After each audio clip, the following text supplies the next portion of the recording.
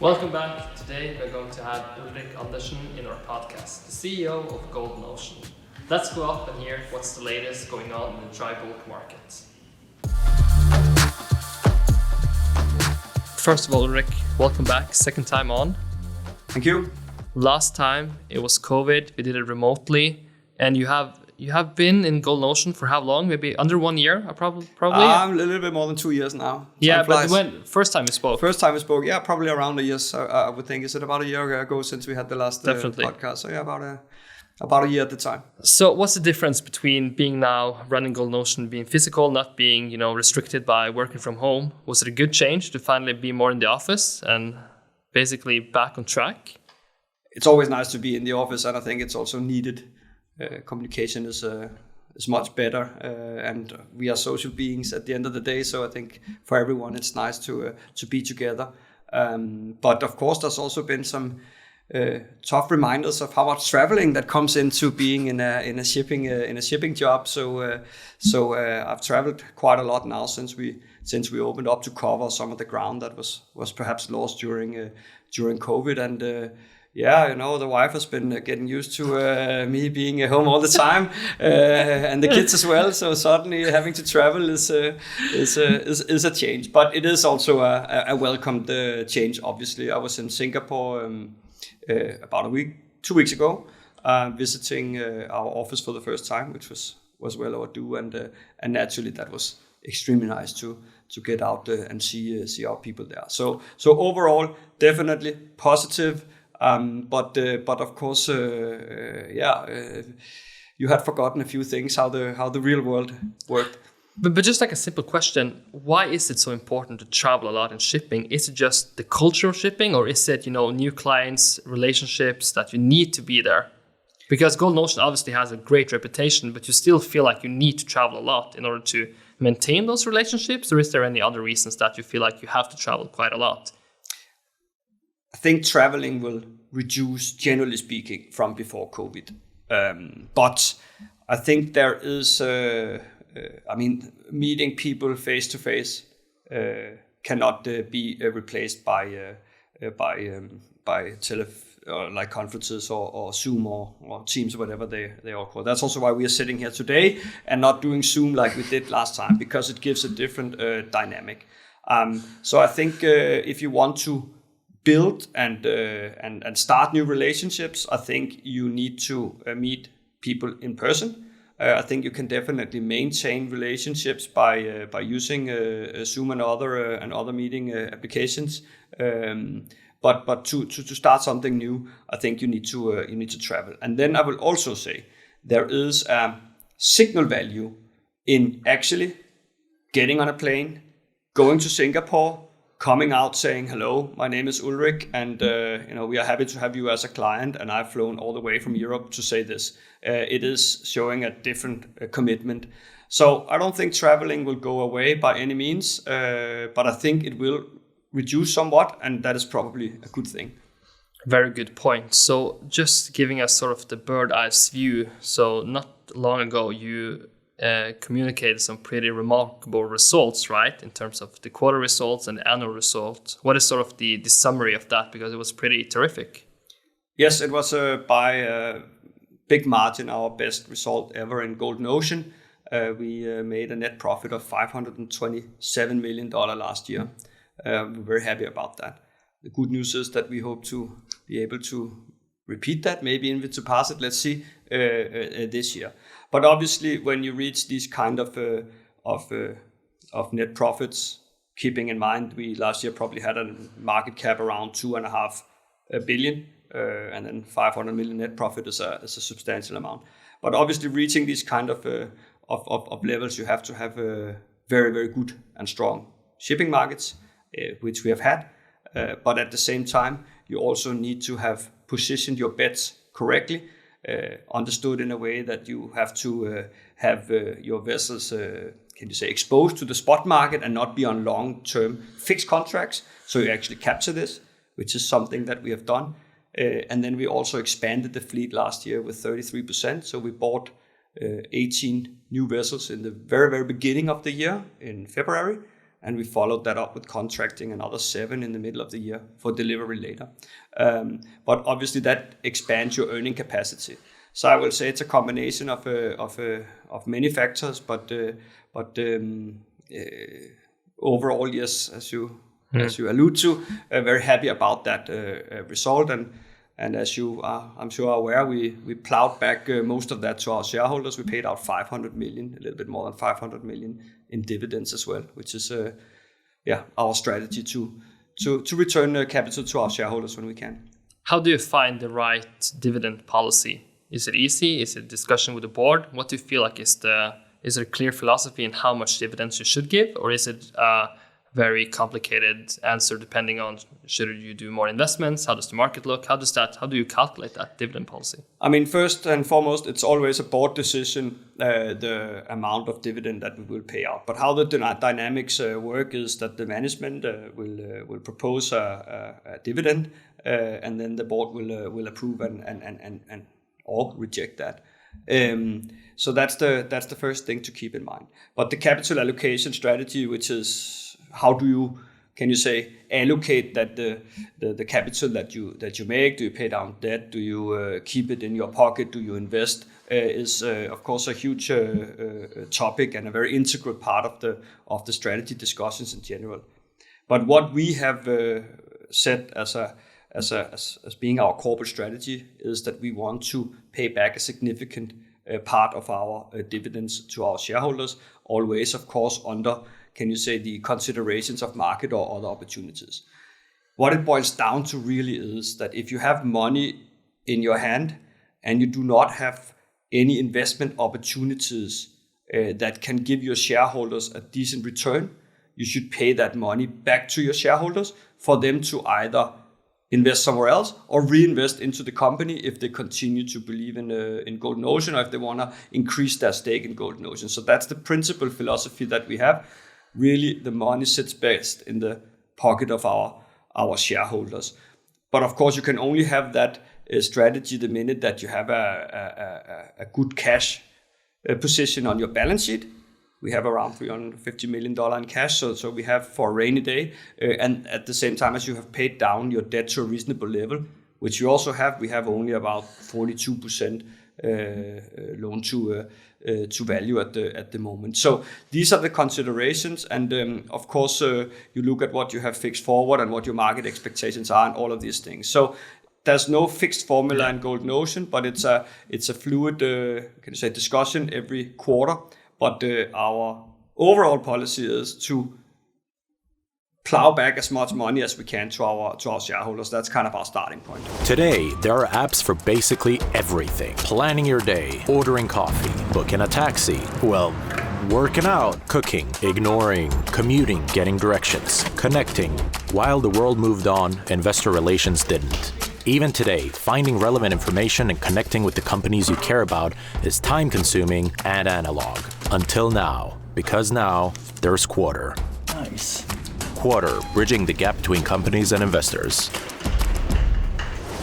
Isn't that also like maybe a big difference if you compare it to like a tech company, which basically can get like firebacks because they investors believe that they should take that money they have and invest in more verticals or more products, but in shipping is not the same because it's more cyclical, right? So in good times, you should, like you said, that's a good thing to pay back to shareholders so they can find new investment opportunities, because like if you just look at the fleet of Golden Ocean, there's no point of making it bigger if it's not a good investment, right? So how do you balance that? Yeah, that is exactly the point, that at the moment now, as I say, we bought a lot of vessels last year at a time when probably since the asset price have gone up 20, 30, 40% even, depending on age and class, but huge increase in asset prices. So at this point, we feel that, you walk into a territory where now assets are, if not overpriced, then they are certainly very, very expensive.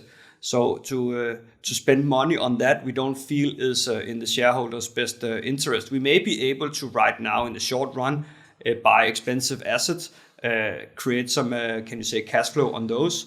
But of course, in 2, 3, 4 years, however many years, when the markets are normalizing, then you would have bought at expensive time in the cycle. And as you rightfully say, shipping is cyclic. It goes up and down in waves. therefore you have to adjust your strategy accordingly. And ideally, obviously, you buy in the low cycles and you sell in the high, and you take home profit in the high periods. And right now we are in a high period, or in the good part of the cycle, and that also means that we are selling vessels. We have sold 3 vessels alone this year, making 31 million, by the way, on that. Otherwise, can you say, pay back that money that we have surplus back to our shareholders. So yes, very different, can you say, environment that we're operating in versus a tech company, or you can say a lot of other businesses, really. But looking at sort of the order book, I think you had a slide where the order book is so low right now, but it looks like it's a good time to earn money. So, but I guess that's also maybe a perfect segue over to the decarbonization piece, right? Because maybe there's a big risk at stake ordering new vessels if you don't have a clear path to that. But just looking at the order book, how would you summarize the order book looking at dry bulk sector right now globally? It's very simple. 30-year low. So in other words, the influx of new vessel capacity is very, very minimal. And I think really that is the key story here for dry bulk, and why dry bulk is so attractive at the moment. There is hardly any vessels coming into the market. And at the same time, to make things worse or better for the owners, is that you have huge demand for dry bulk commodities in general. So that means that the supply chain gets disrupted, leading to delay and of course a less efficient use of the fleet. And you will have new regulations coming in next year, which will further reduce the efficiency of the fleet, because you'll have to slow steam in order to comply with many vessels will have to slow steam in order to comply with new regulations from the IMO. So you create this very, very strong story on the demand side, and that means that we don't need the supply to grow very much before this is very attractive. In fact, we believe that the supply can you say growth will actually outpace the demand growth, and that is a pretty interesting, seeing that already now we are making a lot of money, and you saw what we made last year. So the situation is, at least on paper, looking to become even better for the ship owners in the years to come.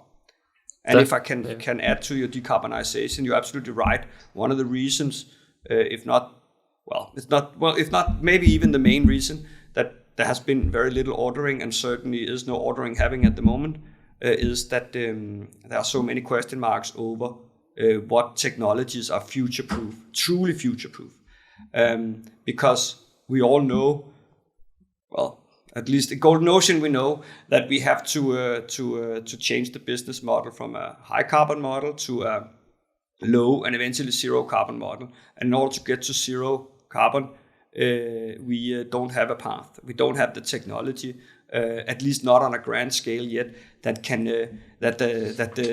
we can go for. So what we will see is that's holding people back from ordering. But on top of that, you have increasing steel prices, which means that the vessels are, even standard or conventional vessels are going up in price. And at the same time, you have a lot of demand for building new ships coming from the container industry and from LNG, which has filled up the yards and further pushed prices up. So now we are at a situation where you have extremely high prices, question marks over technology, and actually also long delivery time. So you're looking at 2 years, maybe more, before you can take delivery of a vessel. And that is not a very interesting cocktail. So therefore, we expect that the order book will stay muted for some time to come. Certainly, we don't expect any ordering boom anytime soon.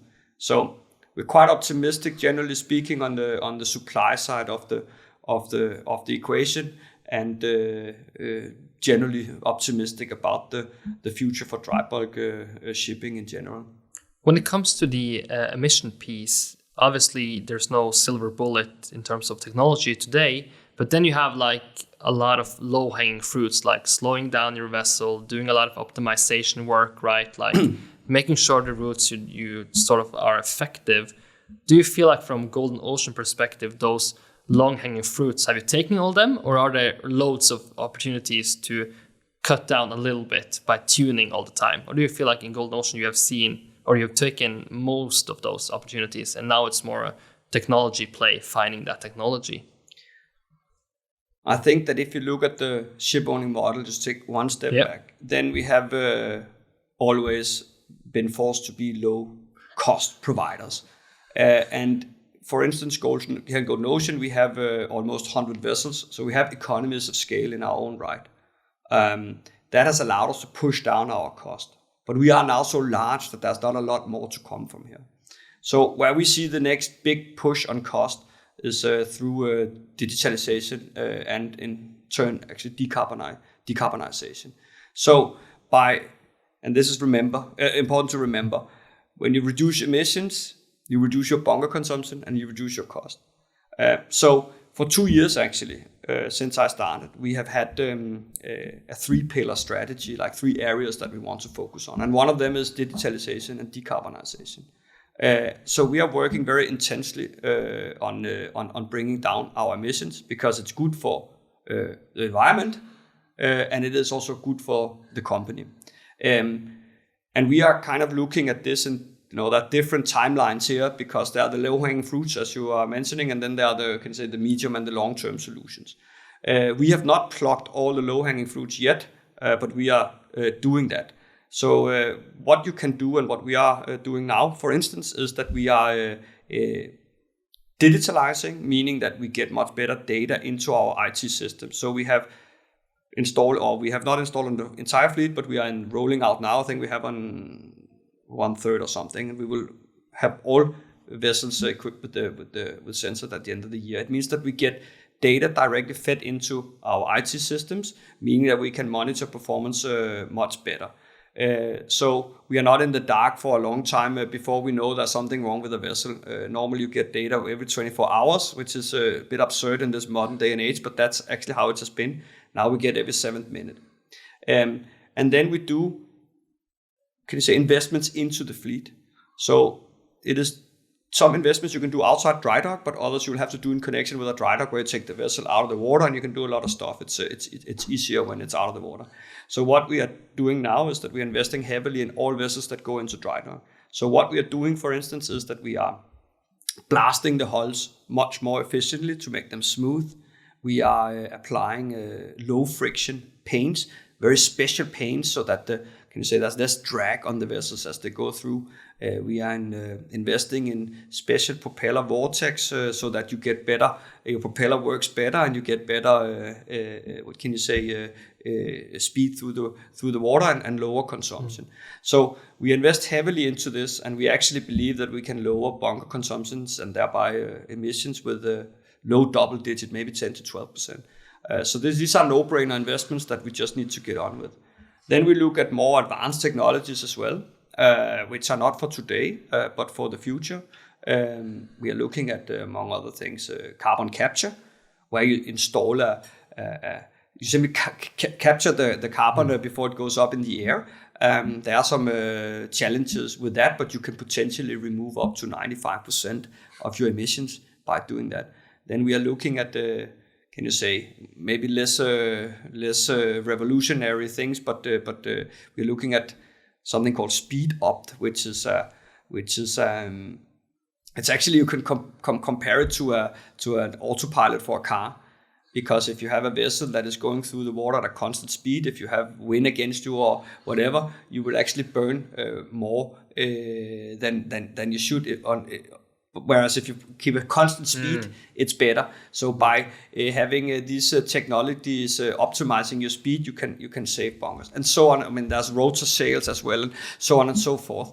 I was about to ask to that, because obviously you are from Denmark, right? And you see Maersk trying everything, and sometimes it's hard to know. Like, I wouldn't call it a PR stunt, but sometimes you do something to show you this could work, but it's not always it makes economic sense to scale it up in a big, shipping company. But given you've seen the try rotors and sails, do you see anything that you think is like the perfect solution, or is it more about experimenting just to test it in one vessel at a time? I think for us at least, it's about experimenting and testing, because we often see that companies promise a lot of bang for the buck, and then maybe it's not really the case when it happens, or when you put them on. So I think you have to, and then you also have to remember that every vessel is different, so there can be different solutions that fit different types of vessels depending on their size and the trading area. And I mean, it's complicated stuff, but generally speaking, we have to be open-minded towards these new solutions. And we have to be ready also to invest. Are there elements of PR in some of this? I'm sure there is for Maersk as well as for us. But at the end of the day, we are doing it because we believe we can bring down cost, and that we can take our companies in the right direction. And as I say, yes, there's going to be different solutions for different times, and the end goal must be zero emissions. And of course, speaking about that, you cannot talk about new engines or new technologies, whether that's ammonia or hydrogen or something else.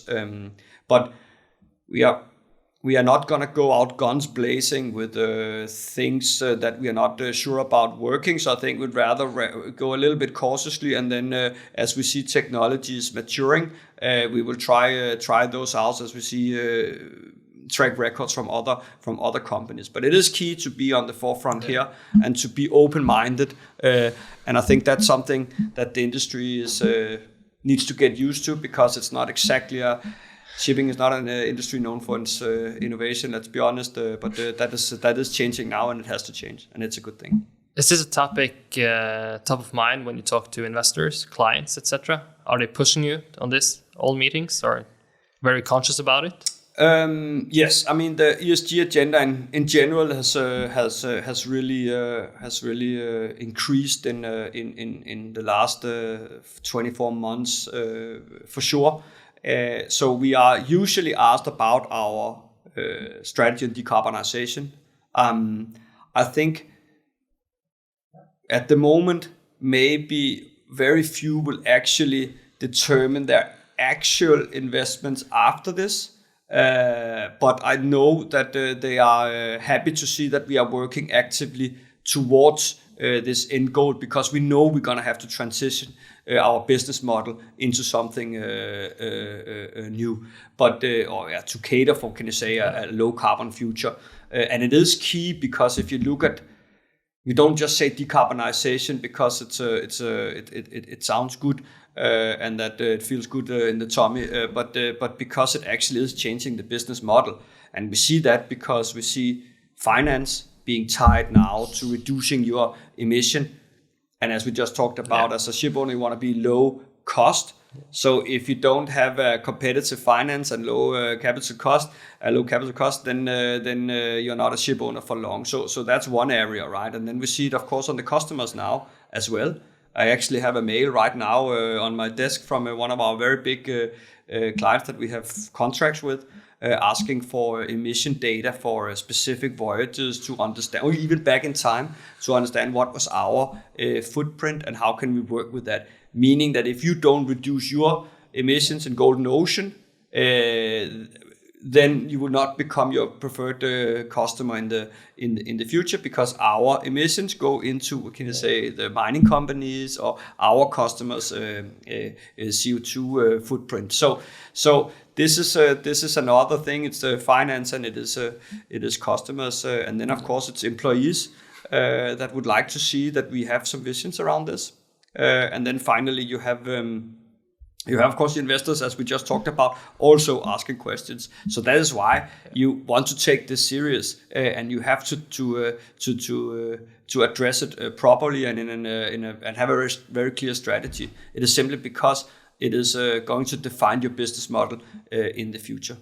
Definitely. That's an excellent summary. Just like I want to spend some minutes on the demand side in the dry bulk space, and because there are a lot of people trying to figure it out, looking very good. But if we just look at sort of maybe the different continents, if we just start with Europe, has anything drastically changed as a consequence of the war in terms of trading routes, etc.? I mean, especially for wheat production and corn, there could be some potential new trade routes coming up as a consequence, or? Yes, I would say first to set the scene, you can say the most important country in the world for dry bulk is China. Yeah. So China imports around almost 50% of all dry bulk commodities.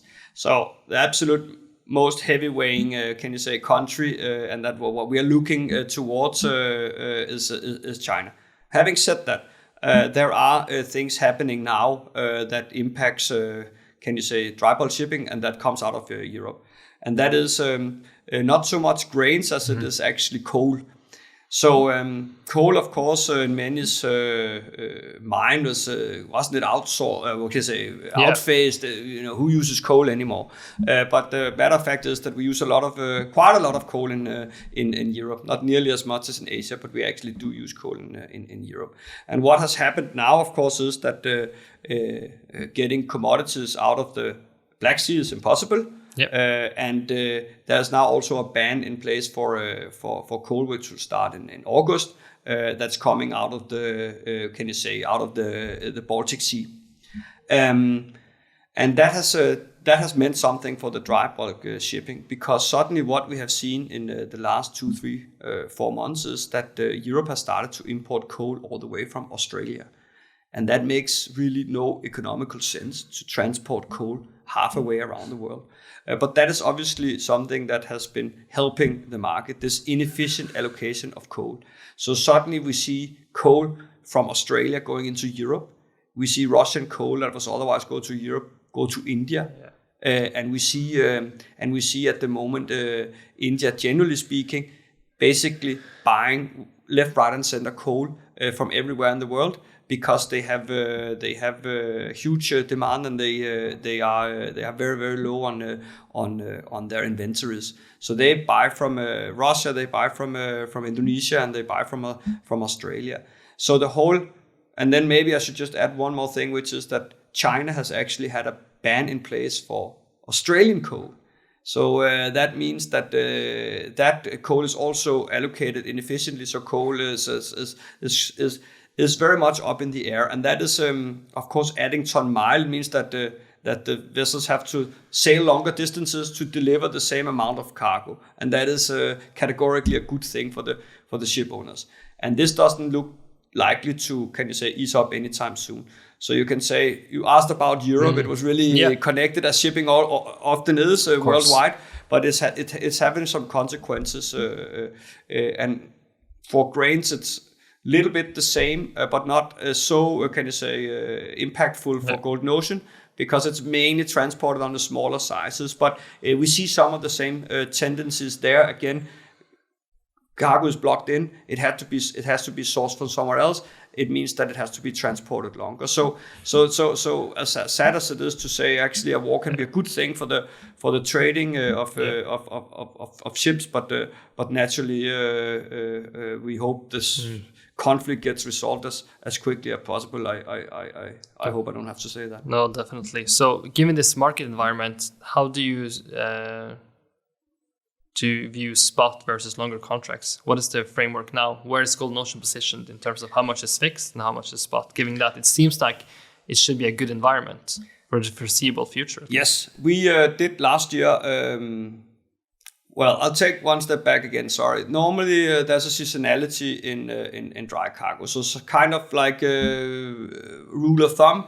It's weak in Q1, a little bit stronger in Q2, stronger in Q3, and red hot in Q4. Hopefully, Q3 or Q4. And that pattern was how it was last year. In the beginning of the year, the rates were low, but at the end of the year, they hit $85,000 per day. Which is very high when you have a cash break even of maybe 12,000. So what we did last year when we came into the hot period in the fourth quarter was that we started taking deals into this year, but only covering Q1 and a little bit of Q2 to kind of bridge the weaker period. So we've had a quite a significant portion of our fleet locked up in high-paying freight during Q1, and as I say, to some extent in Q2. But all of these are now being, obviously the Q1 is over now, so these are now back in the spot market. And we're quite happy with that because the market has actually developed like that this year. Very weak Q1, and now rates on the Cape sizes are at $33,000 per day. So they have gone up tremendously in the past week. So now to get to you, it was a bit of a long explanation perhaps, but to get to your question, now we are positioned so that we have quite an open book towards what we have expected to be a strong second half. That doesn't mean we have any ambitions of being pure spot play. We think we should be managing the risk also on behalf of our shareholders to safeguard income and safeguard dividend capacity. So we will take ships on fixed contracts and also covering into next year to cover for that seasonally weak period again. But we do believe in the market and we do see the highest earnings there when the markets spike. So we want to be present in the spot market. And I think that's also our, contract with the shareholders, if you want to call it that.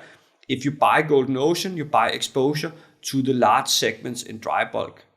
So if you believe in the dry bulk market, we will be a great proxy for what happens in dry bulk. And right now, as you may have noticed, we have overperformed the Nasdaq tremendously. And the reason for that is obviously that the outlooks are good and that we are making money, but also because we are seen as a kind of a, inflation hedge. Whereas inflation is definitely not a good thing, and it can lead to a recession and demand destruction. Then for shipping, it's a little, well, at least in this time around, it's a little bit different because we have very low influx of vessels, as we discussed. We don't need a lot of growth, but in fact, we have a lot of steel, and steel goes up in price.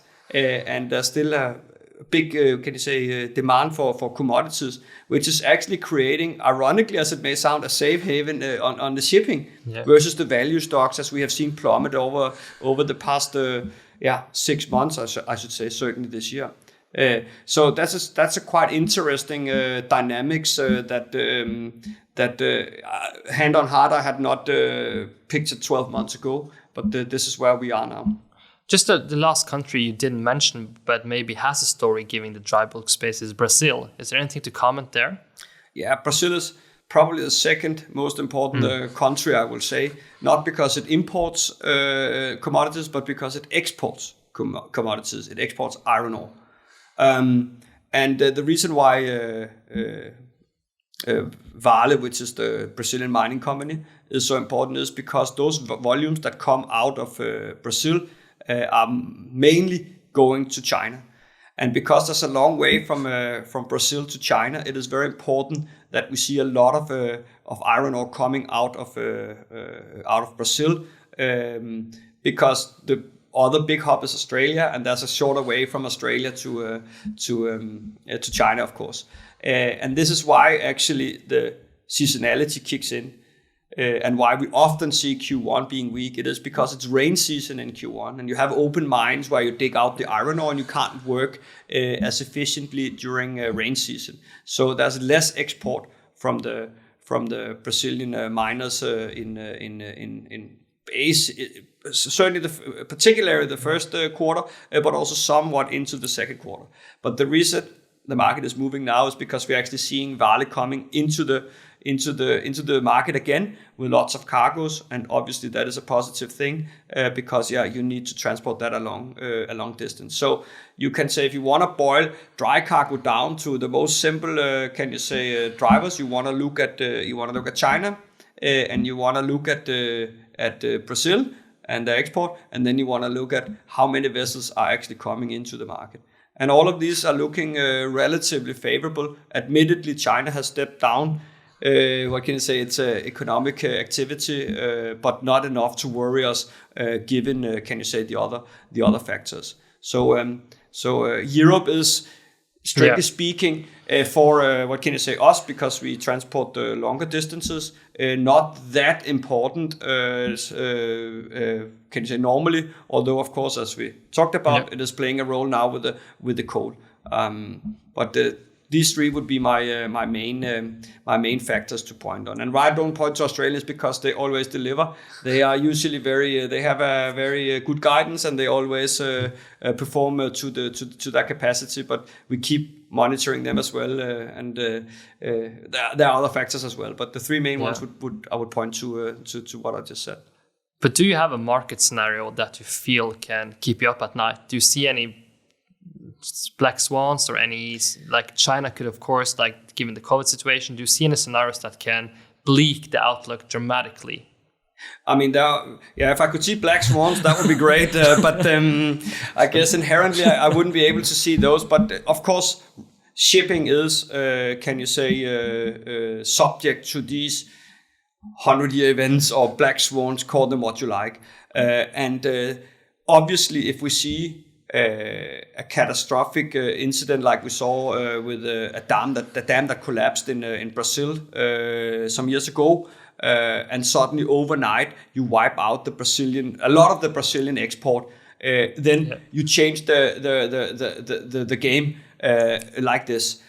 Obviously, if China completely collapses, as we said, is behind a lot of the almost 50% of dry cargo import. Obviously, that is a bad thing. But I think so that would be what would keep me up at night. And these events we can't predict.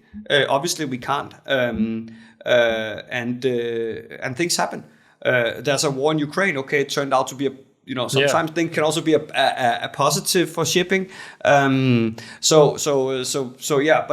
things can definitely happen, and that is also why we must take a certain, can you say, amount of vessels out on fixed contracts. Why we must keep a lot of cash on the balance sheet, because suddenly the situation can change.